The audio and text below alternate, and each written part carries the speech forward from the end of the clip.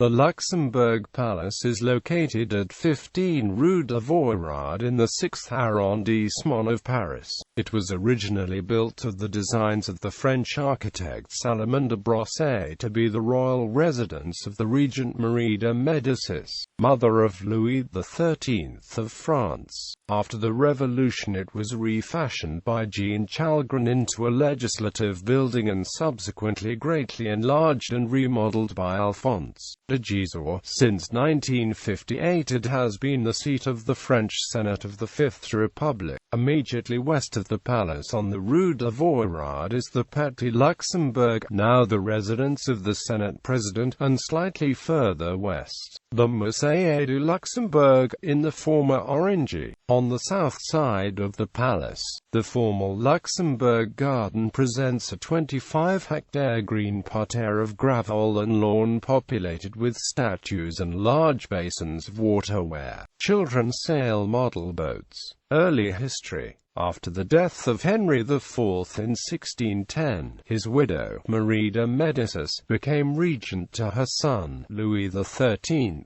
Having acceded to a much more powerful position, she decided to erect a new palace for herself, adjacent to an old hotel particularly owned by François de Luxembourg, Duc de Piny, which is now called the Petit Luxembourg and is the residence of the President of the French Senate. Marie de Médicis desired to make a building similar to her native Florence's Palazzo Pitti, and to this effect had the architect Médicis sent to Florence to make detailed drawings of the building. Marie de Médicis bought the Hôtel de Luxembourg and its fairly extensive domain in 1612 and commissioned the new building, which she referred to as her Palais Médicis, in 1615. Its construction and furnishing formed her major artistic project, though nothing remains today of the interiors as they were created for her, save some architectural fragments reassembled in the Salle du Livre d'Or. The suites of paintings she commissioned, in the subjects of which she expressed her requirements through her agents and advisors, are scattered among museums.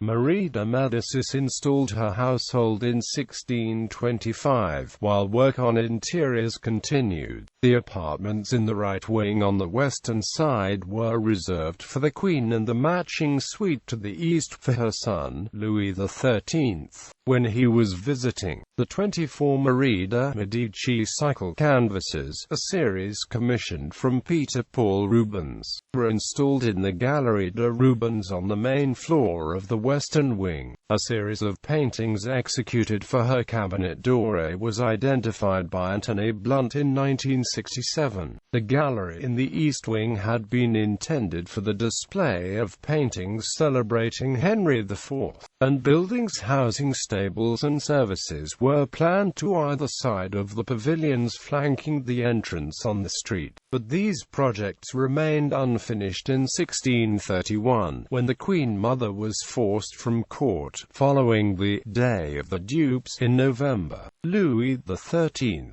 commissioned further decorations for the palace from Nicolas Poussin and Philippe de Champagne. In 1642, Marie bequeathed the Luxembourg to her second and favourite son, Gaston, Duc d'Orléans, who called it the Palais d'Orléans, but by popular will it was still known by its original name. Upon Gaston's death, the palace passed to his widow, Marguerite de Lorraine, then to his elder daughter by his first marriage, Anne, Duchesse de Montpensier, Le Grand et Mademoiselle. In 1660, Anne de Montpensier sold the Luxembourg to her younger half-sister, Elizabeth Marguerite d'Orléans, Duchesse de Guise, who, in turn, gave it to her cousin, King Louis XIV, in 1694. In 1715, the palace became the residence of Marie-Louise Elizabeth d'Orléans, Duchesses of Berry. The widowed duchess was notoriously promiscuous, having the reputation of a French Messalina, relentlessly driven by her unquenchable thirst for all pleasures of the flesh. The Luxembourg Palace and its gardens thus became stages where the radiantly beautiful princess acted out her ambitions, enthroned like a queen surrounded by her court. In some of her more exclusive parties, Madame de Berry also played the leading part in elaborate tableaux vivants that represented mythological scenes and in which she displayed her appetizing young person impersonating Venus or Diana. According to various satirical songs which scurrilously evoked her amours, the Lady of the Luxembourg had several pregnancies, shutting herself up from society when about to give birth.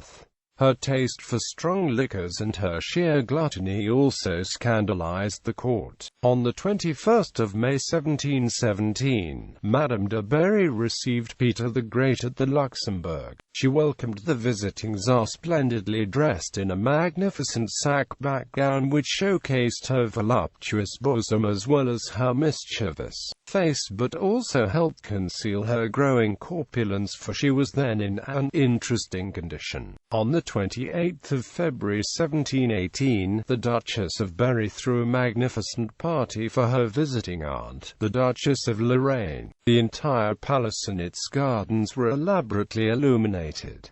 The lavish banquet was followed by a masked ball. Madame de Berry made a dazzling appearance before her guests. She was then in the full splendor of her youthful beauty and pride and acted as if she were the very incarnation of the goddess of love, mirth, beauty and sensual pleasures. However, just over 1 year after this magnificent moment of festive glory, the Luxembourg Palace became the stage of a shameful tragicomedy which ended in the harrowing demise of the haughty princess. The tempestuous life of Madame de Berry, the Venus of the Luxembourg Palace, soon met a premature end. On the 2nd of April 1719, after a grueling 4-day labor, shut up in a small room of her palace, the young widow was delivered of a stillborn baby girl, supposedly fathered by her lieutenant of the guards, the Count of Riem. Ill-prepared by her debauchery and raucous behavior, Berry's delivery was extremely troublesome and almost killed her. The Church refused her the sacraments, thus adding moral infamy to the physical tortures of the laboring woman. St. Simon wrote a very sarcastic description of this scandalous childbirth. Hoping to regain her health and undeceive the public that she had been confined, Madame de Berry left Paris and the Luxembourg Palace. She died in her castle at La Muette on the 21st of July 1719 and, according to St. Simon, was found to be again pregnant. In 1750, the palace became a museum, the forerunner of the Louvre, and was open 2 days a week until 1779.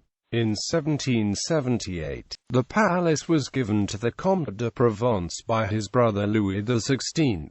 During the French Revolution, it was briefly a prison, then the seat of the French Directory, and in 1799, the home of the Sénat Conservateur and the first residence of Napoleon Bonaparte as first consul of the French Republic. Palace's Parliament. From 1799 to 1805, the architect Jean Chalgrin transformed the palace into a legislative building. He demolished the grand central staircase, replacing it with a Senate chamber on the first floor, which incorporated and destroyed Marie de Médicis' chapel on the garden side of the Cour de Loge. Chalgrin also enclosed the flanking terraces, making space for a library. At the same time, he created a neoclassical escalier d'honneur in the west wing, a single monumental flight enclosed by an Ionic colonnade and covered with a coffered barrel vault, the construction of which resulted in the destruction of the long gallery that had formerly housed the cycle of paintings by Rubens. Beginning in 1835, the architect Alphonse de Gisors added a new garden wing parallel to the old Cour de Loge, replicating the look of the original 17th-century facade so precisely that it is difficult to distinguish at first glance the old from the new. The new Senate chamber was located in what would have been the courtyard area in between. The new wing included a library with a cycle of paintings by Eugene Delacroix. In the 1850s, at the request of Emperor Napoleon III, Gisors created the highly decorated Salle des Conférences, which influenced the nature of subsequent official interiors of the Second Empire, including those of the Palais Garnier. During the German occupation of Paris, Hermann Göring took over the palace as the headquarters of the Luftwaffe in France, taking for himself a sumptuous suite of rooms to accommodate his visits to the French capital. His subordinate, Luftwaffe Field Marshal Hugo Sperrel, was also given an apartment in the Luxembourg Palace, and spent most of the war enjoying the luxurious surroundings. The Field Marshal's craving for luxury and public display ran a close second to that of his superior, Göring. He was also his match in corpulence, wrote Armaments Minister Albert Speer after a visit to Sperrel in Paris. The palace was a designated strongpoint for German forces defending the city in August 1944. But thanks to the decision of Commanding General Dietrich von Choltitz to surrender the city rather than fight, the palace was only minimally damaged. From the 29th of July to the 15th of October 1946, the Luxembourg Palace was the site of the talks of Paris Peace Conference. Assorted views of the palace.